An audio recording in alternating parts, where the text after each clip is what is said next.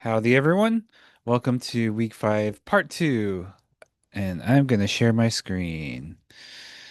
Okay, share sounds. All right. Let me move a couple things out of the way. All right. Yeah. So today we're going to discuss comics. Uh, yeah, because they're kind of misunderstood unless you're a big comic head already. Um, they're a very interesting art form. So think about what your definition of a comic is. Write it down, think about it, whatever. I'm gonna slowly take a drink of water while you consider that.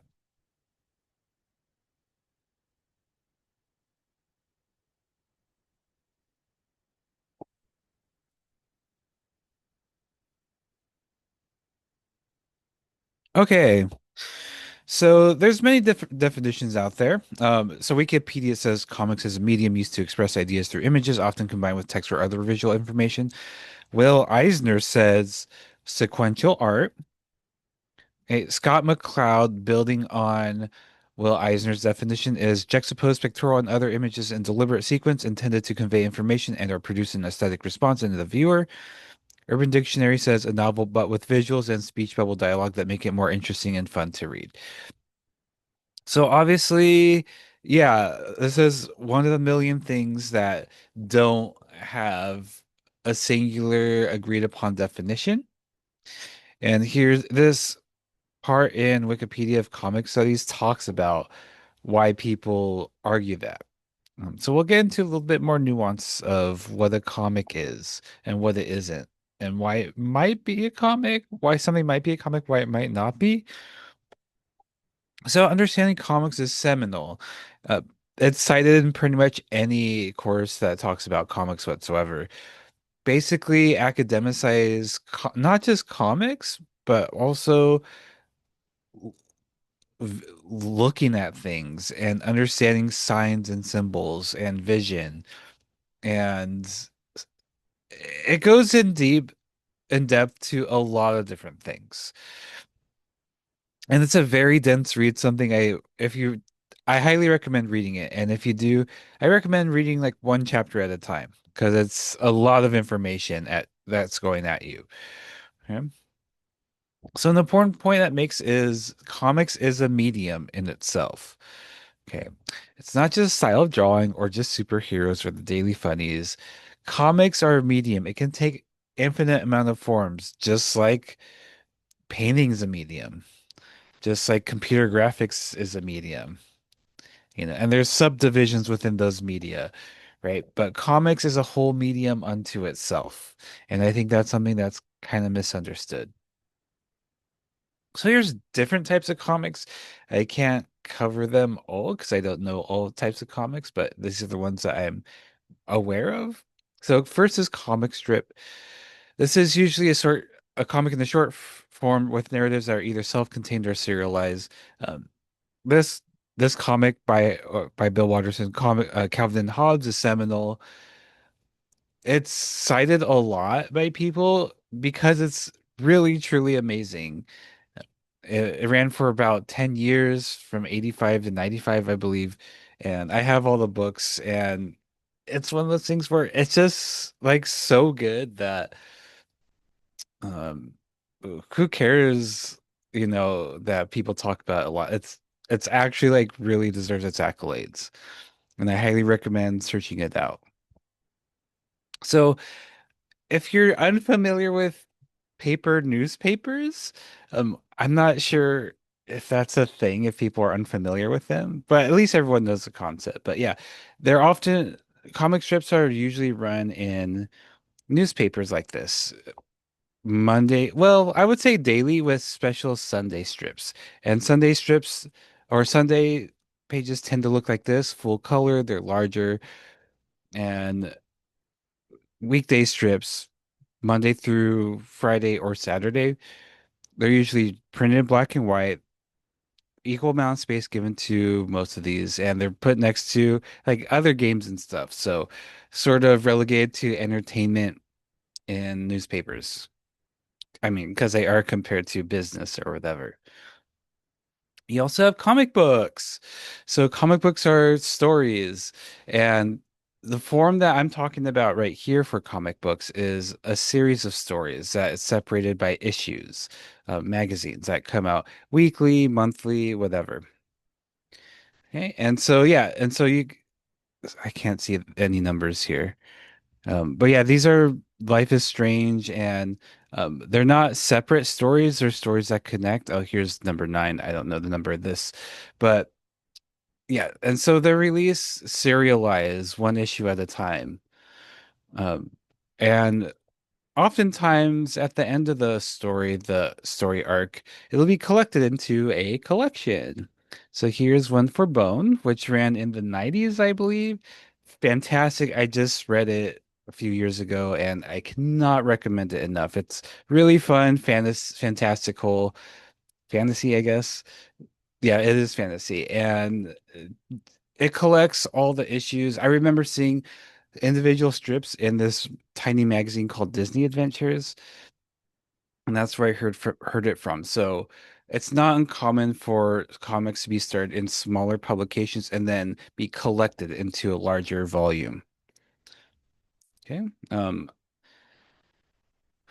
So here's manga. It's not so different as much as I can tell from comic books. It's just that they're Japanese. And they're just so popular that they get their own slide because people talk about manga separately than comic books, right? Sometimes they're connected with an anime, which is an animated show, basically Japanese animation. And it's a style, it's a cultural thing. Can non-Japanese people make anime and manga? I don't know the rules on that, but generally it's Japanese made from what I can tell. And if someone from outside of Japan, maybe it's like anime style or manga style. I don't know the rules on that, to be honest. Graphic novels. So graphic novels are basically a complete story in the form of a book. And that's kind of the best description of it. But it the term has been contested specifically because it doesn't use the word comic. And when this debate was a thing, which it really isn't much anymore, it was an attempt for I don't want to say that. Some people accuse people of saying graphic novels as a way to distance themselves from the idea of comics, where comics were seen as kind of trashy and or for kids and not just not good art, basically, which sounds weird today. Um, and and I'm sure some people were feeling like that. Like, I don't want to be called a comic and lumped into superhero comics because they're trashy, whatever, which is a pretty bad thing to think. So uh, the thing is, graphic novel might be the best description for some of these types of books, where it is basically a novel in comic form, right? I mean, maybe we could call it a comic novel to appease both sides, but in the libraries they're called graphic novels. And so especially with kids, they're they're a popular medium. And so this isn't really a thing that's disputed much anymore. People have accepted graphic novels and understand graphic novels to be of comics. But yeah, this was contentious at one time. All right. Uh, Comic anthologies. Okay, so these are basically collections of comics from either different people, and or the same person, but through different eras. But it's just a collection of disparate comics put into one book. Okay, so this book on the top right hand side here, I found this in the this late bookstore in Portland. I forgot what it's called, but I miss it. Um, I found it and I realized, oh, comics can be kind of anything, which we'll talk about more. And if it wasn't for this book on the top right hand side, we wouldn't be talking about comics right now. So, eh, so anthologies are great because well, it's good if you have a really short attention span and don't like to read anything long, but also it can introduce you to a lot of great artists that you might not know about, which is why these are the books that I buy and cherish. And so they can be based on anything. Like here's a Queer Prisoners anthology, very specific. Abstract Comics, maybe my favorite book ever. And I have a book about wordless graphic novels and another one about each comic is based on a different song from the Beatles' White Album. So comic anthologies can bring together disparate people under a single purpose, but it might be something like just local people, where they have nothing else in common. So they're pretty interesting and very much like a sampler if you're into that kind of stuff. Oops. Webcomics. Okay, everyone's familiar with these, of course. This is Order the Stick, started in 2003, and it's still going on. But yeah, these primarily exist on the web. And what separates these from other comics is that to be called a quote unquote capital W web comic is it's meant to be viewed on the internet, as opposed to comics that are comics that I thought I heard lightning. Comics that are can be in other media like print or newspaper or whatever, and then translated to the web. That's a little bit different because web comics are meant with the screen in mind, right? And so there's a site specificity of this is meant to appear on a screen. Okay, internet. So what's cool about the internet is everyone knows that the internet's awesome. I mean, there's some trash in it too, of course, but you can do interesting things like here's this interactive comic um where this person's like, "Oh, what happens if I click the apple or the orange? It changes." Or something like I pet the dog in this one, which is a prototype where you can make different choices and see what happens. Right. So there's a lot of different possibilities, such as this uh GIF or GIF comic, which you can't really do in print like that, or you can't do in print. Okay, so like I said, there's other forms of comics. Probably we'll talk about ones that I'm going to ask you if you think they're comics or not. But yeah, those are the basics. All right, defining comics. So, first of all, I want to make sure everyone knows that comics does not mean cartooning. Cartooning is a type of illustration that simplifies form. This is a process Scott McCloud calls amplification through simplification. So, we are focusing on the specific details and limiting what we don't need. So, in this example, what we have here is a person with the text box, whatever, and looking back, and then here's a goose, right? But when we look at these forms, it's just simple lines and some dots and a little bit of shading. Okay, but we get the idea of what this artist is trying to convey. It's not detailed, pardon me, it's not detailed whatsoever. So cartooning is a way of simplifying form.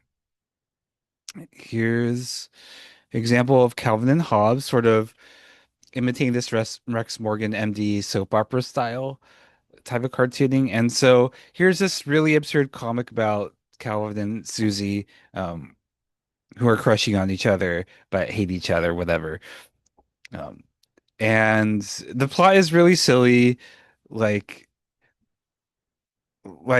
quit kicking. See, that's why your dumb foot hurts. Stop it. Say I'm the doctor. Like that doesn't happen in real life, right? And so Bill Watterson uses this absurdity to sort of reflect like these comics and how his comic is not that, and how these two kids can't really be serious about stuff or play nice, whatever. And so you can see there's a huge shift in tone from this soap opera realistic-ish style to this cartoony style. Okay, and so you can see here's sort of a gradient of or spectrum on something more realistic. I believe this is no, this is a photo to a drawing that's simplified, and then it's simplified even more. There's less details, less shading. There's no shading here, just outlines, and then just a face that's represented by a circle, two dots, and a line. So We still understand that these are faces because humans have a built-in instinct to recognize patterns, to recognize human faces. So we don't just see these as random arbitrary marks. We see them as having meaning. Okay. And so a reason someone might want to do cartooning is, well, there's a few reasons. So this is an example from Chris Ware book.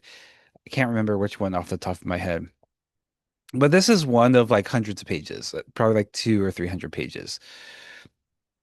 And so there's a lot of panels here. That's a lot of drawing. So so I'm going to use this as an example why someone might want a cartoon. So just based on time alone, imagine making realistic style cartoons this many panels on one page. That would take forever. Okay. So that's one advantage is that cartooning simplifies forms, so it's quicker to make. And since when we think of cartoons, we think of multiple drawings, and doing that over and over again is a lot of work. So simplifying that might be a reason why someone wants to cartoon. Also, the fact about scale. So these are small panels. The page that this is on isn't necessarily huge. And well, I would say for half of Chris Ware's work, you literally need a magnifying glass or reading glasses. So because of that, not only is it easier to do less detail because it takes less time, but also when there's more detail, things get a little bit muddled. There's too much information. And so by simplifying forms, it keeps things more readable.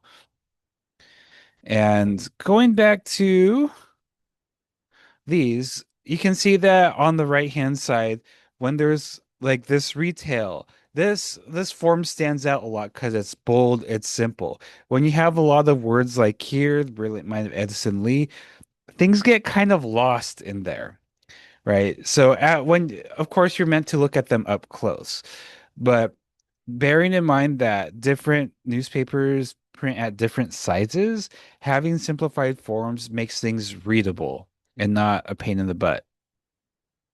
Okay.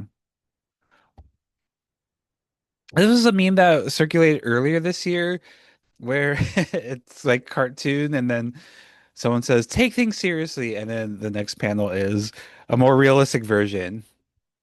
Yeah. I'm sure no one remembers this from earlier this year. All right, so comics is not cartooning in the sense that it could be any medium. So they could be photos, in fact, and that's kind of rare. Actually, it's extremely rare.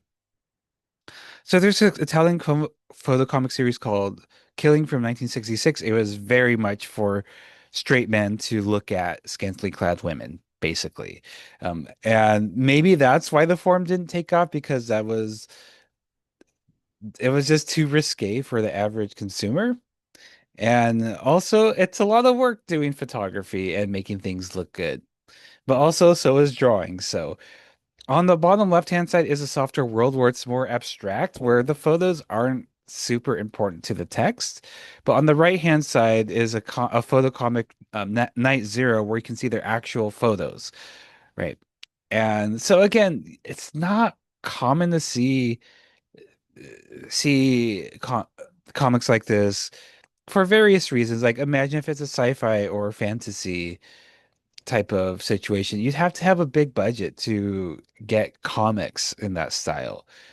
If it's a realistic slice of life, that might be a little bit easier, but you also have to be a good photographer who knows lighting, etc., and get actors and stuff like that. So it's a lot of work.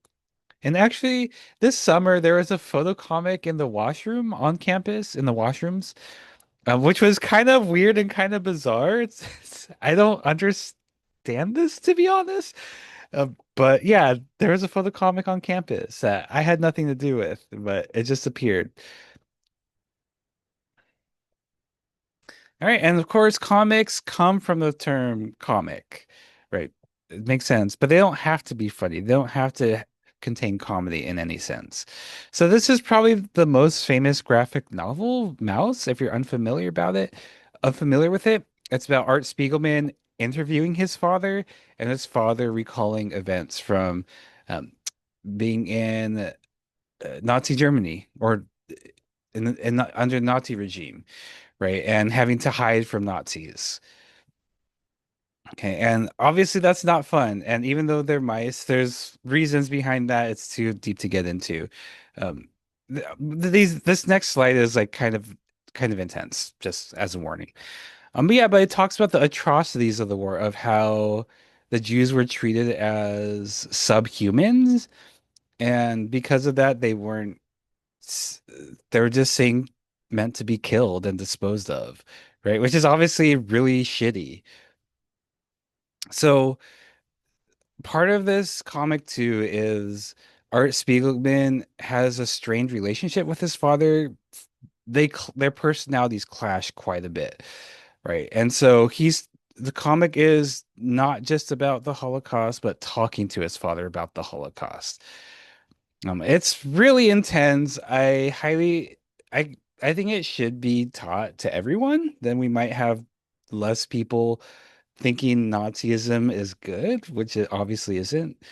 Um, yeah, because the way people are being treated is really disgusting and horrible, and no one should be treated like this. And it's not the same experiencing this, but to read someone's story, you never know what kind of impact it would have on you. I mean, I'm obviously on the side of let's not treat people poorly as subhumans, right? But it was still like really highly affecting to me, even though I'm I'm anti-Nazi, obviously. It's stupid to not be. But yeah, so hi, yeah, I might even be compulsory, but it is one of the banned books because apparently people to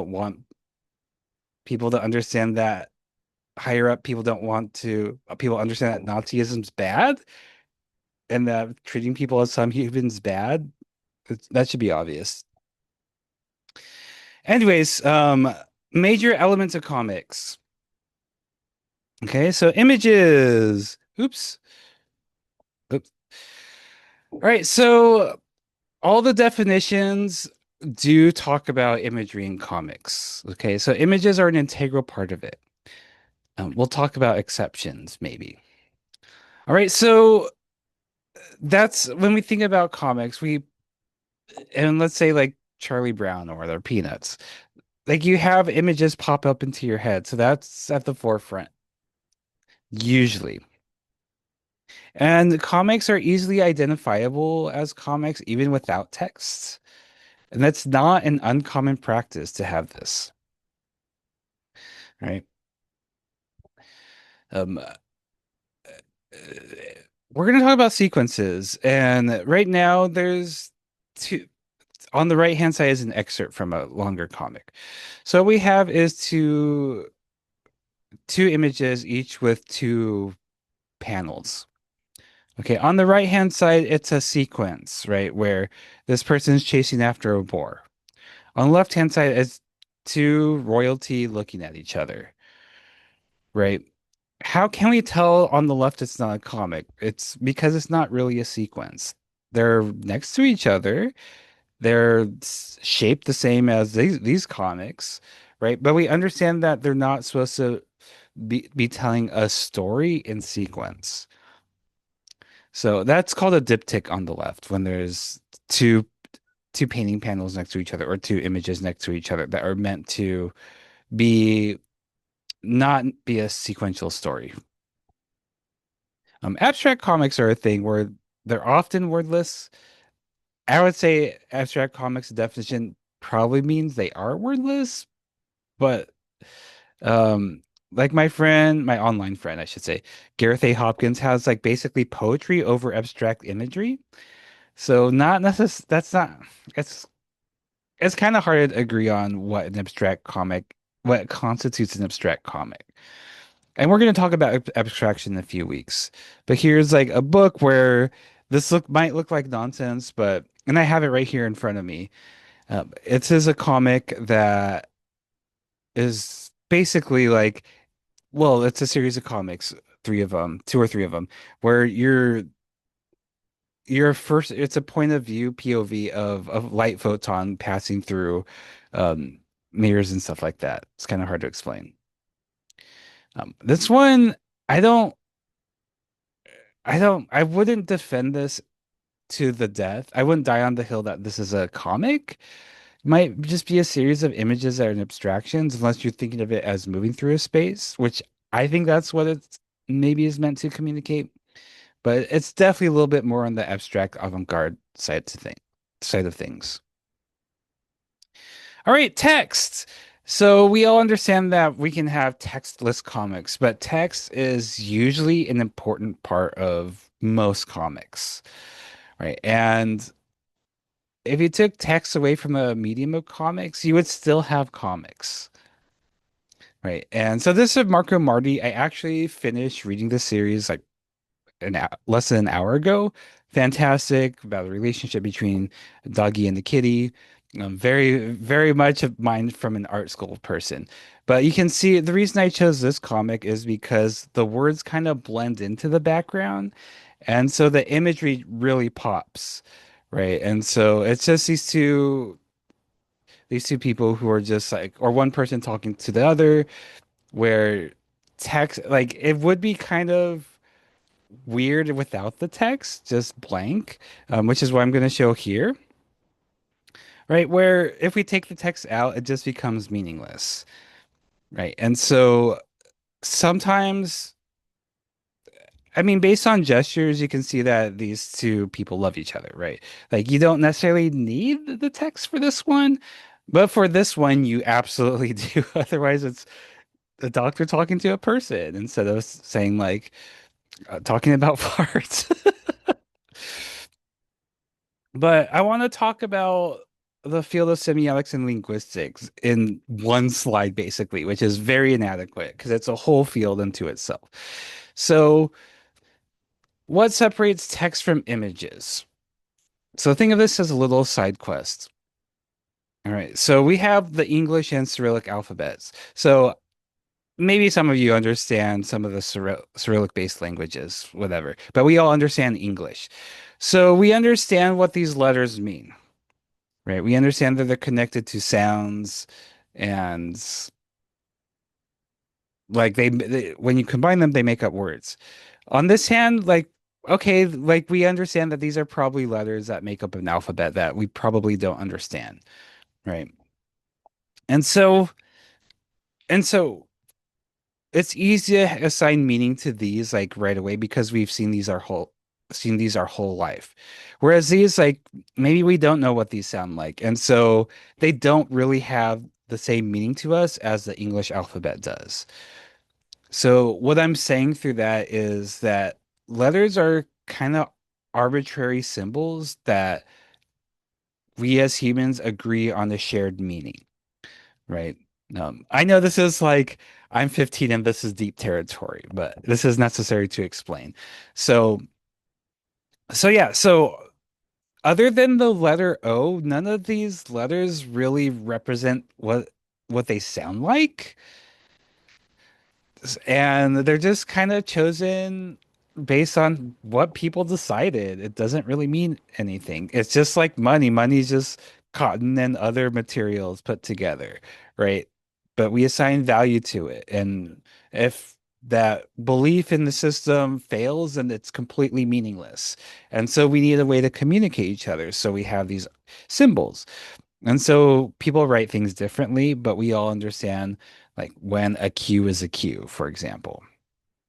Okay, so, but these are images if you take away the meaning from them, right? Because this is um, two vertical lines and a horizontal line for a capital H. That's an image if we just take away all the meaning from it, right? And then there's more pictorial based alphabets that are more exact in what they're trying to depict. So instead of having dividing things by letters, which is a thing, I forget what it's called, graphemes. I don't know. Um, ask a linguist. So we have symbols here that some of them are more direct, like this is fish, this is bird, for example. That's a more direct way of saying things, of depicting something. right? It's a generic fish. It doesn't say if it's rainbow trout or whatever or walleye. It's it depicts fish. It gives you the idea, right? And going back to this our alphabet, this doesn't really tell you anything. The word alphabet, if we didn't understand the English alphabet, the Roman letters, this would just be a series of random images. So we could break down text into imagery. And so they're not all that different until you assign meaning to them, which we do all the time. So they tend to be different most of the time.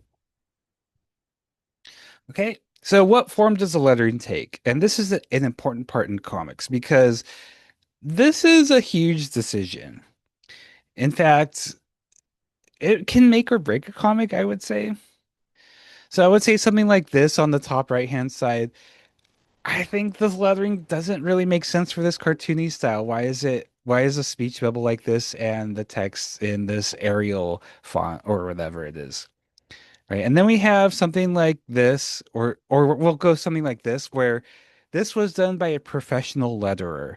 So in more mainstream or high budget comics, there's people whose whole job is to letter comics, and that's all they do. Because it is an art form, right? But we can also have something more scrappy like this, where it might be a little bit harder to read, but that kind of tells me that, well, this is probably the work of one person.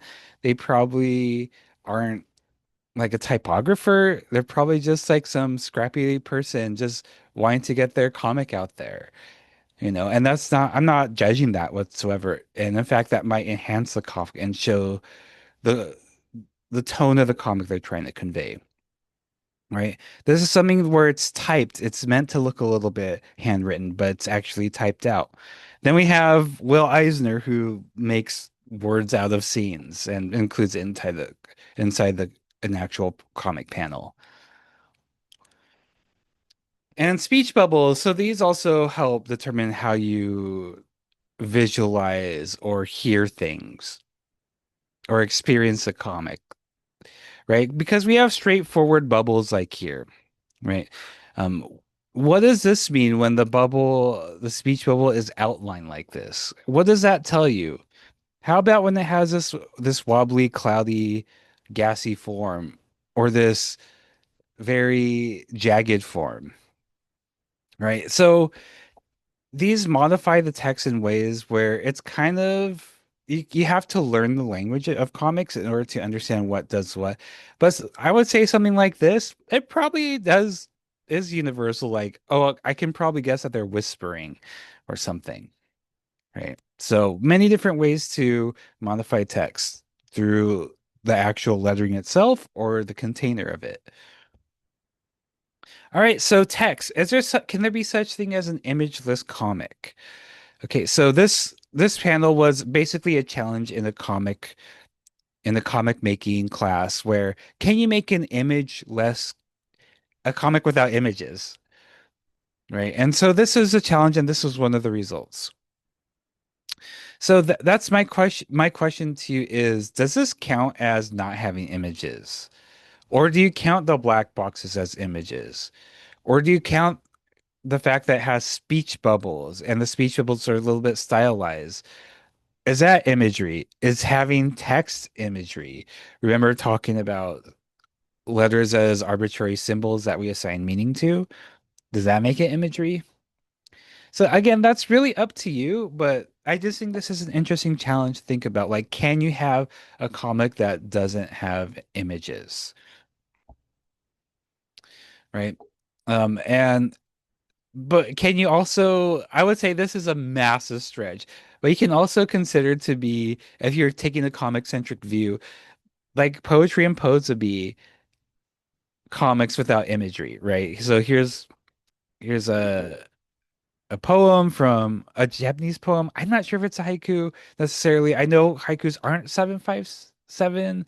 I think that's just a popular misconception or something. I don't remember.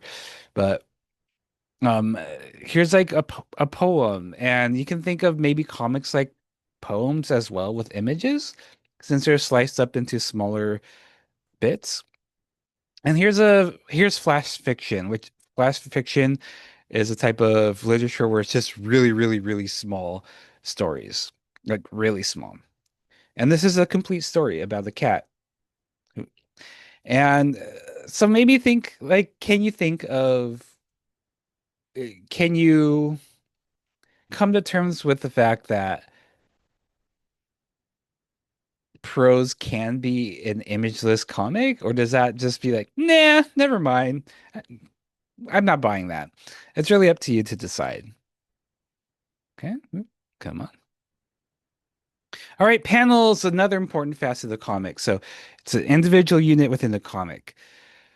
So they're not always talked about in comics, but I would say they're always there. Just like you have to have not necessarily like a canvas texture for a painting, but just like a canvas, a surface, a matrix for an artwork, right? Like a panel, you need that in order for it to be a comic. As far as I've read tons of theory on comics, and I don't think there's such thing as comics without panels. Okay. So yeah, so they divide comics into separate chunks. I can't tell you how they're divided because it depends on each individual comic. Okay, and we're going to discuss that. So when you have panels, you always have gutters. Okay, so here's a two-panel comic, and this is the entire comic. It's for an example, it is from Understanding Comics. Okay, so right here on the left, we have this comic panel that's very bold lines, very has an intense energy. We have this guy with an axe who looks like it's in the ready position saying, I can't yell this loud because my window's open. He says, now you die. And then we have a guy in front looking scared, looking vulnerable. And then his text panel says, no, no. And then in this next panel, we see the skyline and then this jagged lettering saying, yeah. All right. So what's happening here? Okay, so there's a couple things that is happening. First of all, they're just completely unrelated things, right? That's a possibility.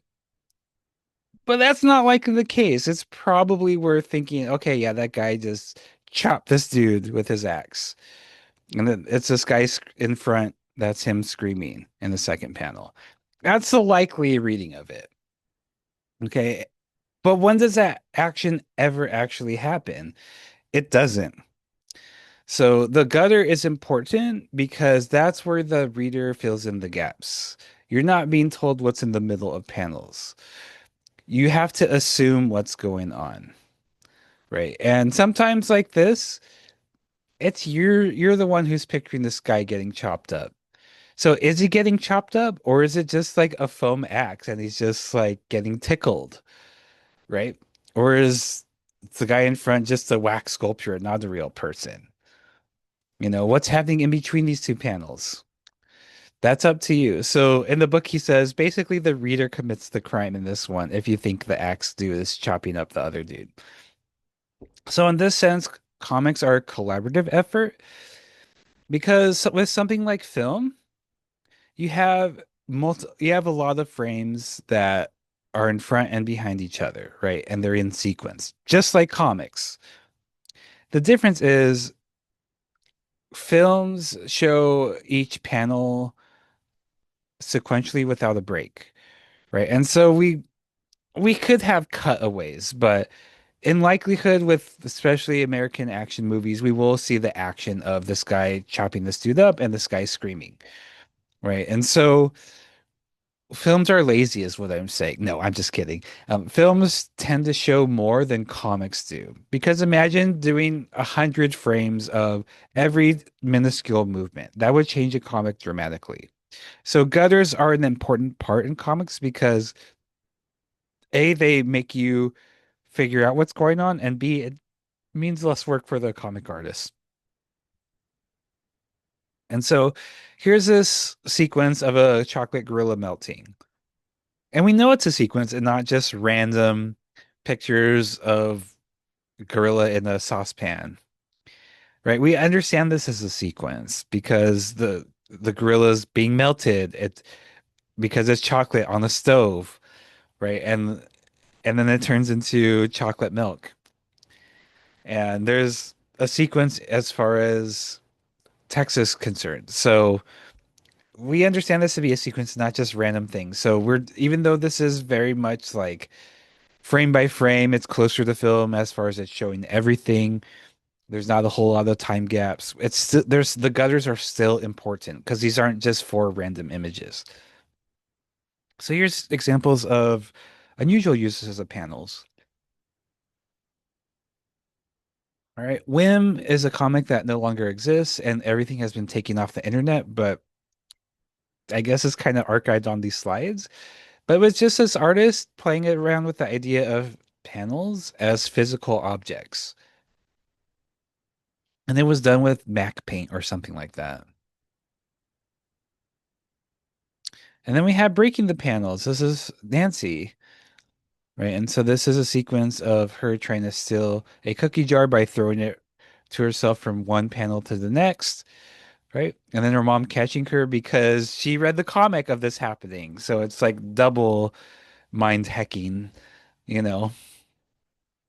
And then there's this comic, Sam and Fuzzy, which it's all about breaking the fourth wall and blurring the lines between inside the comic and outside of the comic.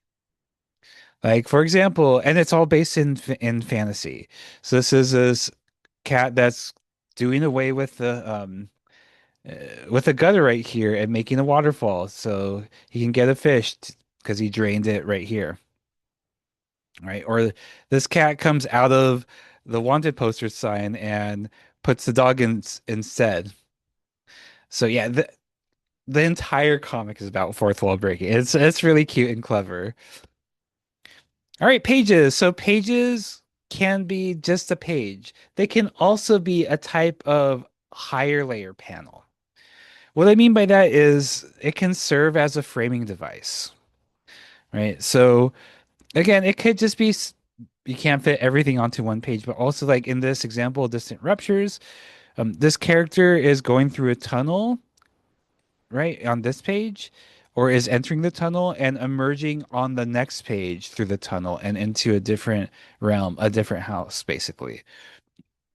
Right. And so it can be used again just as a regular, I can't fit everything on the same page, but also it could be used for symbolic thing or just a way of separating space. All right, Infinite Canvas. So the second book, so I guess the sequel you could say, or the follow-up to Understanding Comics is Reinventing Comics. And so here's an example of Infinite Canvas. So uh, it's this website which is specifically based on Infinite Canvas, which Infinite Canvas meaning in on the computer, since you're not bound by print, you can kind of do anything. So we'll click here and we see this panel, and then we'll go to the next panel. We'll click here and we can focus and zoom in, right? And then we go to the left. We can go up and down. All right. So, yeah. And so this is a collaboration between many, many artists. And so you can just go straight forward to the left, or you can do these little side quest type things where it zooms in. So, um, I'm gonna refresh it. No, actually, I could just go back to here. So you can see like this is the entire comic, and that would be kind of hard to put in print. It would be impractical to distribute. So that's a great thing about one of the great things about the internet is you could do interesting experimental stuff like this. It's not very common because it's easier to just read a four panel comic, but there are people out there who do that. Oh my God, I love this. I discovered this earlier this year. So Jason Shiga and Andrew Plotkin did a series of books of comic adventures. So they're kind of like games, right? So this is example from Leviathan. It's a book, but I'm going to show you the trailer for this instead, or some of it. So you have this interactive comic, and you can click which one to choose. So it's a choose your own adventure story where you choose which route you take. Okay. So yeah, so how does that work by book? It's interesting. Um, so so you can see that when you make a choice at whatever page, and it tells you to go to page 16.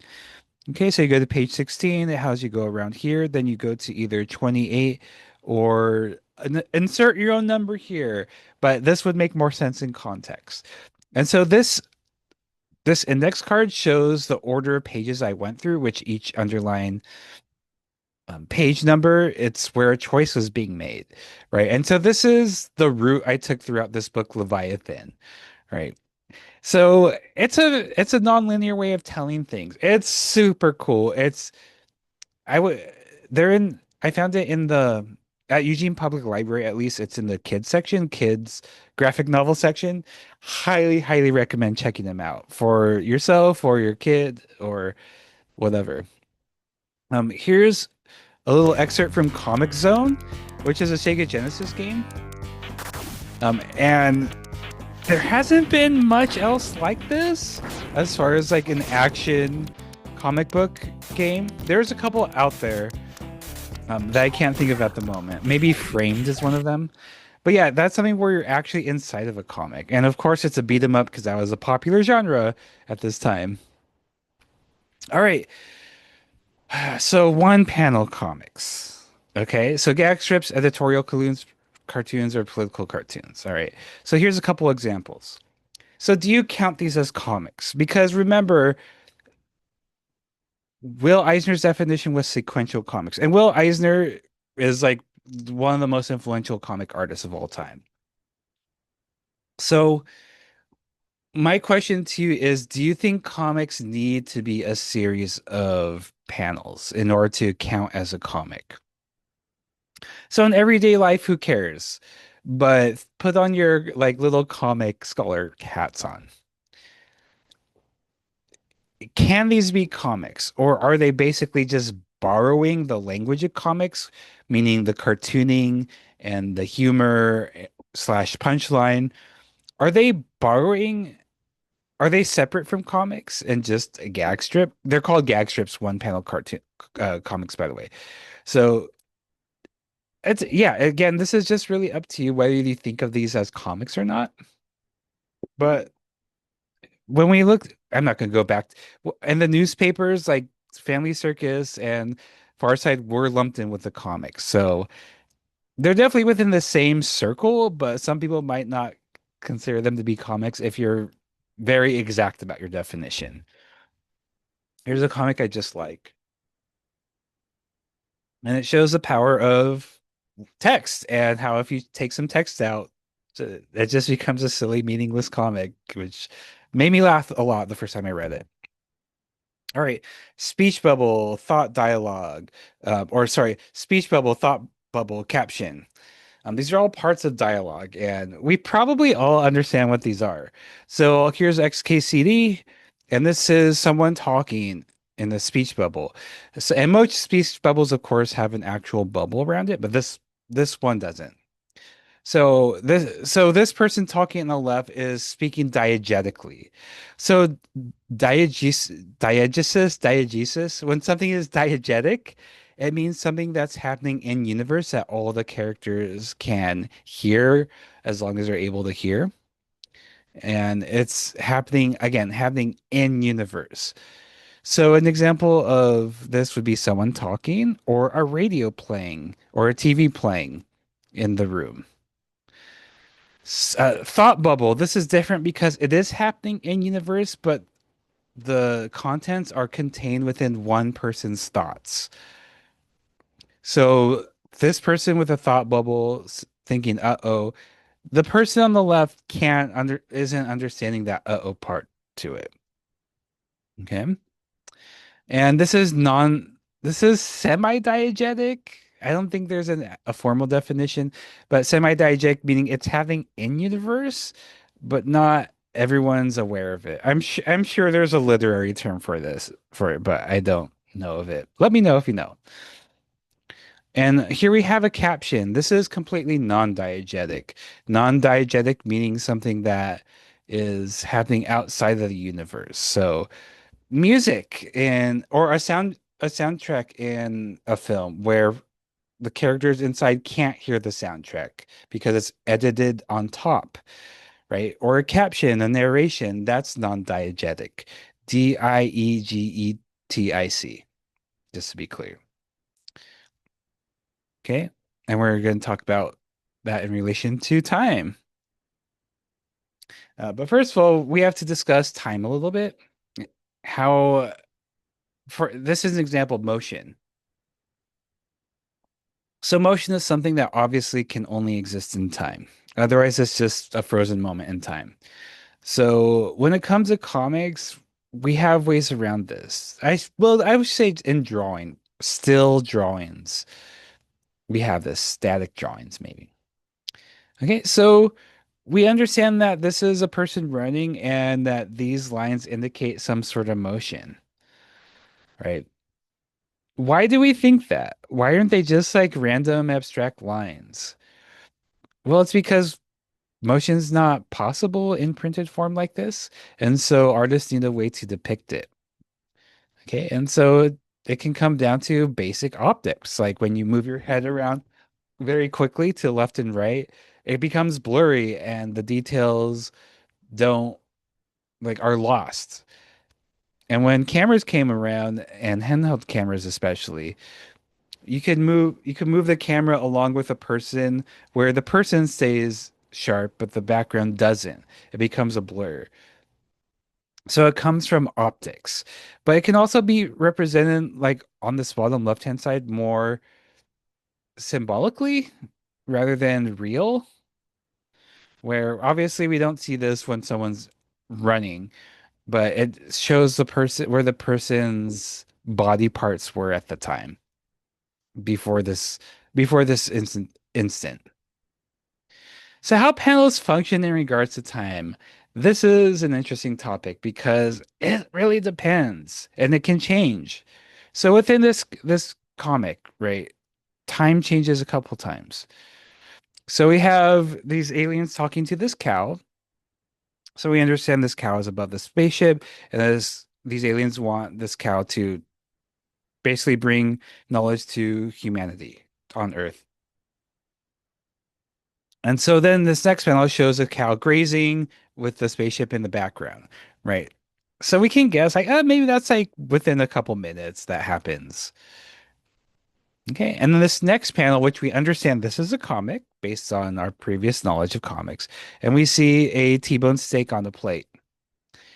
And we understand since this is a comic, it's probably related to the other two panels. And so what's probably happened and what the artist is implying is that this cow who's meant to spread peace just turned into food and wasn't able to spread the message. And the time it takes to get from the spaceship to here is again probably a couple minutes. From here to here, I don't know how much the butchering process is, all this stuff. Probably weeks. Who knows? Um, I have no idea. But we can see that there's two shifts in time here, from here to here and here to here. And so within one comic, it shows that time isn't necessarily always going to be consistent. It's heavily dependent on the context. Here's a chaotic example of a lot of things going on in one panel. So we're going from left to right, where something like the flash happens instantaneously, but Uncle Henry says smile. Right. A flash is maybe a thousandth of a second, and saying smile is like half a second, which are very different in terms of breaking time into little bits. Right. And so those can't happen at the same time for the same duration. But in the comics, it is represented like that. And these people who are talking here are talking about Henry from over here. They're in the same panel. Not all of this can happen at the same time, but comics represent that. Okay, so here we have no text in the panel. So this can happen instantaneously, like just completely frozen, right? And this is especially true since this person has this ball in their hand. It's defying gravity or whatever. Now we have an announcer where this is diegetic. He's giving it his all, folks. That took me about 1 or 2 seconds to say, 1.5, let's say. This is an instantaneous action. Within saying he's giving it his all, folks, this person's probably dribbled at least once, maybe even twice, right? And so these two forms of time are incongruent. It doesn't really make sense. But within the realm of comics, yeah, I can buy it, you know? When we turn that into a caption, the captions doesn't necessarily have a time associated with it unless it actually says something. So the way text function can define time in panels depends on where it is. Is it diegetic or non-diegetic, right? Or does it not exist? And so text can really change your relationship with time within a comic in ways that make sense or stuff that's unrealistic, but we accept it anyways. Panel size is also an indicator. So just take a look at all of these on your own while I ask you a few questions. So, how does the panel size change your relationship with time?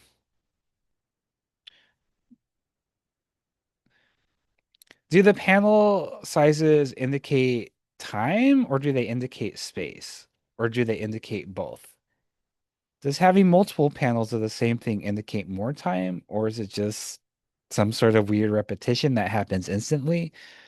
What does it tell you when the frame is smaller or there's no frame at all in the middle?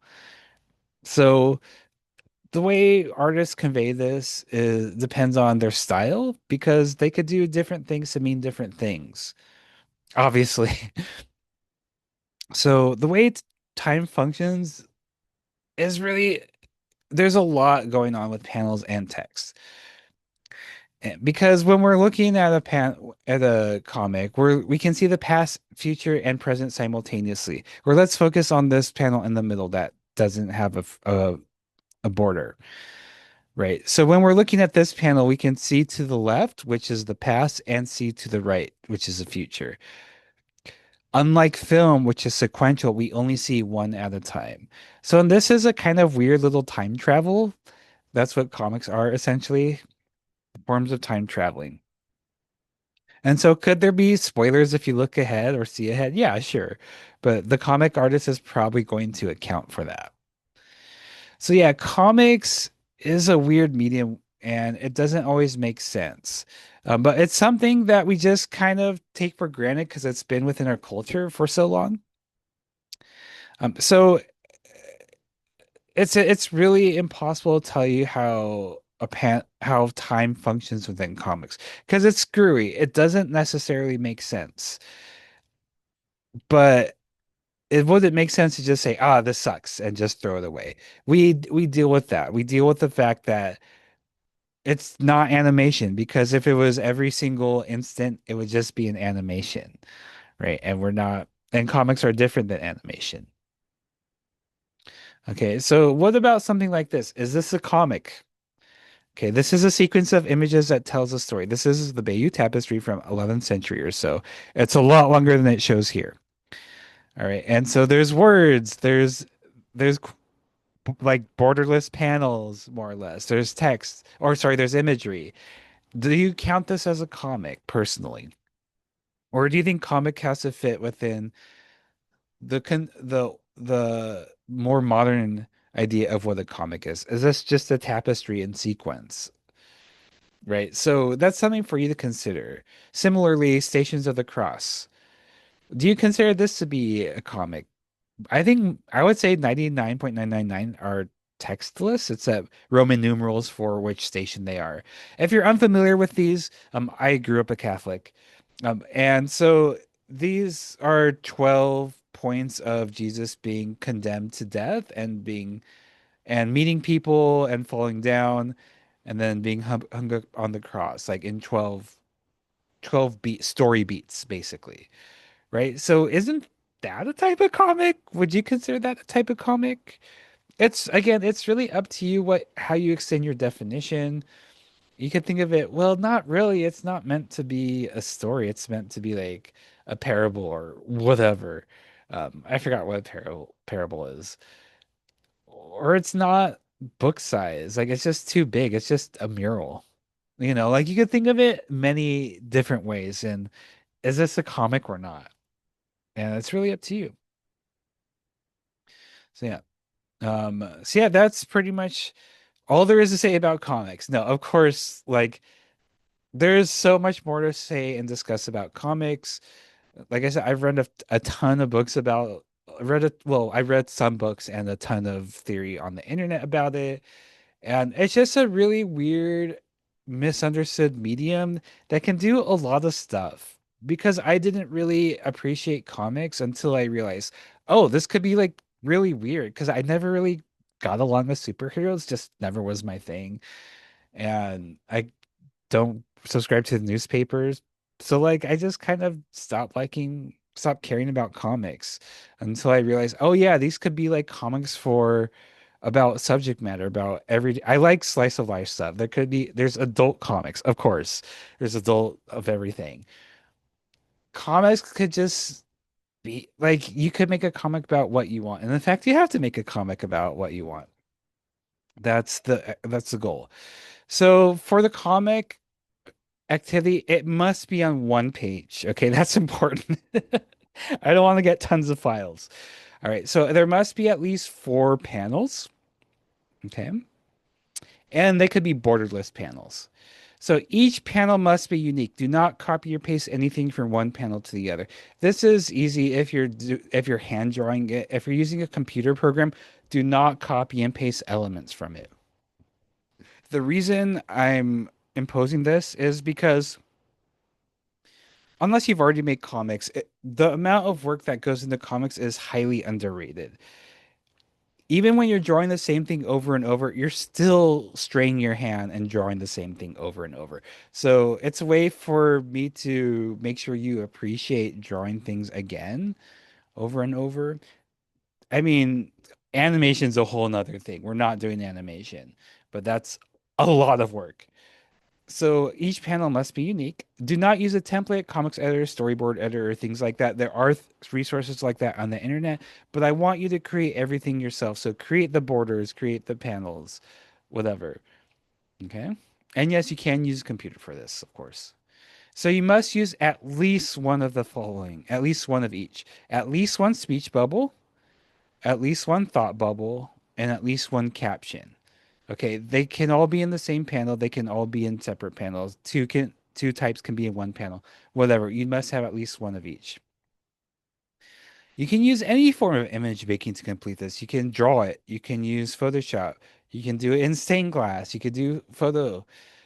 I would say just have fun and experiment with it, and then submit this to number 5 or #5 comic channel Discord. All right, so yeah, that's it as far as comics are concerned. Um, hope that was fun for you and maybe illuminating if you didn't really know much about comics. I just try to spread the word about how comics are great and vastly underrated. So, yeah, take care.